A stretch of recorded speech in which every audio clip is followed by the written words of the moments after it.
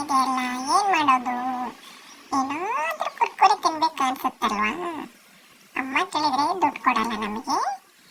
ಏನ್ ಮಾಡೋದು? ಅನ್ನ ಸಾರು ಊಟ ಮಾಡು ಊಟ ಮಾಡು ಅಂತಾರೆ. ನನ್ಗೇನಾದ್ರೂ ಕುರ್ಕುರೆ ಮಾಡ್ಕೊಡಮ್ಮ ಅಂತ ಕೇಳ್ತೀನಿ ಇವತ್ತು. ಒಳ್ಳೆ ಕುರ್ಕುರೆನ ಮಾಡಿಸ್ಕೊಂಡು ತಿಂತೀನಿ ಇವತ್ತು.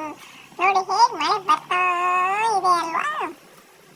ಬನ್ನಿ, ಕುರ್ಕುರೆ ಯಾವ್ದಾದ್ರು ಮಾಡಿಸ್ಕೊಂಡು ತಿನ್ಬೇಕು ಅಂತ ಯೋಚನೆ ಮಾಡ್ತಾ ಇದ್ದೀನಿ. ಈ ಮಳೆಯಲ್ಲಿ ಕುರ್ಕುರೆ ಬೋಂಡ ಇದ್ರೇನೆ ಬಾಯಿ ರುಚಿ ಹೆಚ್ಚುತ್ತಲ್ವಾ? ಬನ್ನಿ ನೋಡೋಣ ಅಮ್ಮ ಏನ್ ಮಾಡ್ತಾಳೆ ಅನ್ಕೊಂಡು ಹೇಳಿ. ಕುರ್ಕುರೆ ಬೇಕು ಅಂತಂದು ಹೇಳಿ ಮಕ್ಕಳು ಹಠ ಮಾಡ್ತಾಯಿದ್ರು. ಅದಕ್ಕೋಸ್ಕರ ಬೆಂಡೆಕಾಯಿ ಇತ್ತು ಮನೆಯಲ್ಲಿ. ಬೆಂಡೆಕಾಯಿನ ಈ ರೀತಿ ಕಟ್ ಮಾಡ್ಕೊಂಡಿದ್ದೀನಿ ನೋಡಿ. ಮೊದಲೇ ವಾಶ್ ಮಾಡಿಕೊಂಡು ಈ ರೀತಿ ಫಿಂಗರ್ಸ್ ಥರ ಕಟ್ ಮಾಡ್ಕೋಬೇಕು. ಅದಕ್ಕೆ ರುಚಿಗೆ ತಕ್ಕಷ್ಟು ಉಪ್ಪು, ಅಚ್ಚ ಖಾರದ ಪುಡಿ, ಹಾಗೆ ಒಂದು ಸ್ವಲ್ಪ ನಾನು ಗರಂ ಮಸಾಲ ಹಾಕಿದ್ದೀನಿ. ಒಂದು ಅರ್ಧ ಸ್ಪೂನ್ ಆದರೆ ಸಾಕು. ಅರ್ಧ ಸ್ಪೂನು ಗರಂ ಮಸಾಲ, ಹಾಗೆ ಜೀರಾ ಪೌಡ್ರ್ ಇತ್ತು, ಜೀರಾ ಪೌಡ್ರ್ ಹಾಕಿದ್ದೀನಿ. ಮತ್ತೇನು ಧನಿಯಾ ಪೌಡ್ರು, ಜೀರಾ ಪೌಡ್ರ್ ಮತ್ತು ಧನಿಯಾ ಪೌಡ್ರನ್ನ ಉಪಯೋಗಿಸಿದ್ದೀನಿ.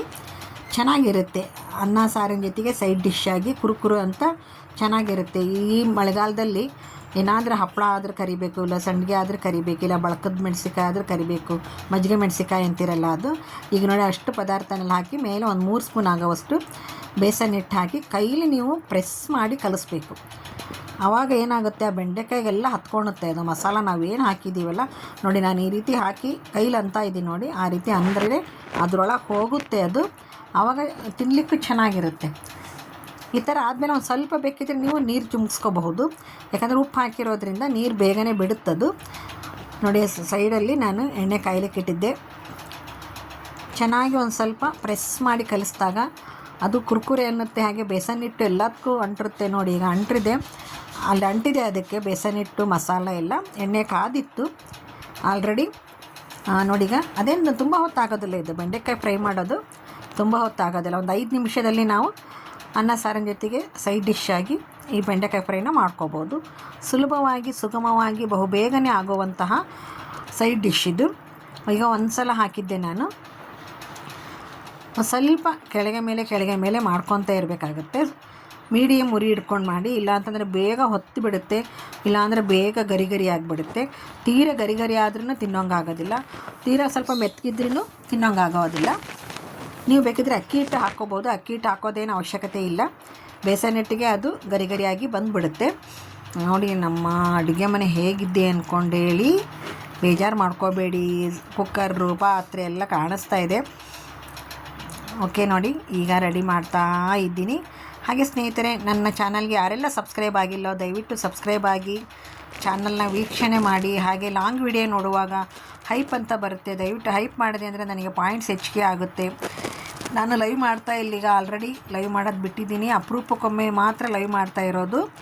ನೋಡಿ ಈ ರೀತಿ ಆಗಿದೆ. ಈಗ ಎಷ್ಟು ಗರಿ ಅನ್ನುತ್ತೆ ಗೊತ್ತಾ. ಬರೀ ಬಾಯಲ್ಲೇ ತಿಂದುಬಿಡ್ತಾರೆ ಮಕ್ಕಳು. ಅನ್ನ ಸಾರಿನ ಜೊತೆಗೆ ಅಂತ ಅಲ್ಲ, ಈ ಥರ ಮಾಡಿಕೊಟ್ರೆ ಸಾಯಂಕಾಲ ಟೀ ಟೈಮ್ನಲ್ಲೂ ಬರೀ ಬಾಯಲ್ಲೇ ತಿಂದು ಟೀ ಕುಡಿತಾರೆ ನೋಡಿ. ಚೆನ್ನಾಗಿರುತ್ತೆ, ಬೋಂಡ ಟೇಸ್ಟೇ ಬರುತ್ತೆ. ಗರಂ ಮಸಾಲ, ಧನಿಯಾ ಪೌಡ್ರ್, ಜೀರಾ ಪೌಡ್ರ್ ಮಿಕ್ಸ್ ಮಾಡಿರ್ತೀವಲ್ಲ, ಅದರ ಟೇಸ್ಟೇ ಒಂದು ರುಚಿಯಾಗಿರುತ್ತೆ. ಬನ್ನಿ ಈಗ 2ನೇ ಸ್ಟೆಪ್ ಹಾಕ್ತಾಯಿದ್ದೀನಿ ನೋಡಿ. ತುಂಬ ಹೊತ್ತಾಗೋದಿಲ್ಲ, ನೀವು ಒಂದು ಸಲ ಟ್ರೈ ಮಾಡಿ ಇದನ್ನು. ಈ ಮಳೆಗಾಲದಲ್ಲಿ ಏನಾದರೂ ತಿನ್ನಬೇಕು ಅನ್ನಿಸ್ದಾಗ ಹಪ್ಪಳ ಕರಿಬೇಕು, ಇಲ್ಲ ಸಂಡಿಗೆ ಕರಿಬೇಕು, ಅವೆಲ್ಲ ಮಾಮೂಲಲ್ವಾ. ಈ ಸಲ ಇದನ್ನು ಒಂದು ಸಲ ನೀವು ಟ್ರೈ ಮಾಡಿ. ಬೆಂಡೆಕಾಯಿ ಫ್ರೈ ಬೇಸನ್ ಹಿಟ್ಟಿನಿಂದ ಮಾಡಿರ್ತಕ್ಕಂಥದ್ದು. ಹಾಗೆ ನೋಡಿ ಸ್ನೇಹಿತರೆ, ನಾನು ಮಾತ್ರ ಎಲ್ಲರ ಲೈವ್ಗೂ ಹೋಗಿ ಸಪೋರ್ಟ್ ಮಾಡ್ತಾ ಇರ್ತೇನೆ. ನೀವು ನನ್ನ ವಿಡಿಯೋ ನೋಡಿ ಸಪೋರ್ಟ್ ಮಾಡಿ. ಹಾಗೆ ಸಬ್ಬಾಗದೇ ಇದ್ದರೂ ಸಬ್ಬಾಗಿ. ನಾನು ಕೆಲವೊಂದು ಮಾಹಿತಿಗಳನ್ನು ಕೊಡುವಾಗ ನೀವು ನಿಮಗೆ ಯಾವ ಮಾಹಿತಿ ಬೇಕು ಅಂದ್ಕೊಂಡೇಳಿ ಕಮೆಂಟಲ್ಲಿ ಹಾಕಿ. ನಿಮಗೆ ಏನಾದರೂ ಗೊತ್ತಿಲ್ಲದ್ದು ನನಗೆ ಗೊತ್ತಿರೋದಿತ್ತು ಅಂದರೆ ನಿಮಗೆ ನಾನು ತಿಳಿಸುವ ಪ್ರಯತ್ನ ಮಾಡ್ತೀನಿ. ಈಗ ನೋಡಿ ಬೆಂಡೆ ಫ್ರೈ ರೆಡಿಯಾಗಿದೆ. ಈ ರೀತಿ ಆಯ್ತದು. ನಮ್ಮ ಮನೇಲಿ ಕೆಂಪಕ್ಕಿ ಅನ್ನ, ಮೂಲಂಗಿ ಸಾಂಬಾರು, ಚಳ್ಳಕಾಯಿ ಉಪ್ಪಿನಕಾಯಿ, ಬೆಂಡೆಕಾಯಿ ಫ್ರೈ, ಹಾಗೆ ಹೀರೆಕಾಯಿ ಸಿಪ್ಪೆ ಚಟ್ನಿ ಮಾಡಿದ್ದೆ. ಇದಿಷ್ಟು ಇಟ್ಟಿದ್ದೀನಿ. ಈ ಒಂದು ಕೆಂಪಕ್ಕಿ ಅನ್ನಕ್ಕೆ ಸ್ವಲ್ಪ ತುಪ್ಪ ಆದರೆ ತುಂಬ ಸೊಗಸಾಗಿರುತ್ತೆ ರುಚಿ. ಸ್ನೇಹಿತರೆ, ಈ ವಿಡಿಯೋ ನೋಡ್ತಾ ನಿಮಗೂ ಊಟ ಮಾಡಬೇಕು ಅನಿಸ್ತಿದೆ ಅಲ್ವಾ? ನೀವು ಒಂದು ಸಲ ಟ್ರೈ ಮಾಡಿ ಅಂತ ಹೇಳ್ತಾ ಈ ವಿಡಿಯೋನ ಇಲ್ಲಿಗೆ ಮುಗಿಸ್ತಾ ಇದ್ದೀನಿ. ಮುಗಿಸೋದಕ್ಕಿಂತ ಮೊದಲು ನಿಮ್ಮೆಲ್ಲರಿಗೂ ಒಂದು ಏನಪ್ಪ ಅಂದರೆ ವರಮಹಾಲಕ್ಷ್ಮಿ ಹಬ್ಬಕ್ಕೆ ಒಂದು ಕಾಂಪಿಟೇಷನ್ ಇಡಬೇಕು ಅಂದ್ಕೊಂಡಿದ್ದೀನಿ. ಎಲ್ಲರೂ ಆ ಕಾಂಪಿಟೇಷನ್ನಲ್ಲಿ ದಯವಿಟ್ಟು ಭಾಗವಹಿಸಿ. ಸೀರೆ ಬಹುಮಾನ ಇಟ್ಟಿರ್ತೀನಿ. ಹೋದ ವರ್ಷ ಸೀರೆ ಇಟ್ಟಿದ್ದೆ, ಈ ವರ್ಷನ ಸೀರೆ ಇಡ್ತೀನಿ. ಎಲ್ಲರಿಗೂ ನಮಸ್ಕಾರ, ಎಲ್ಲರಿಗೂ ಧನ್ಯವಾದಗಳು.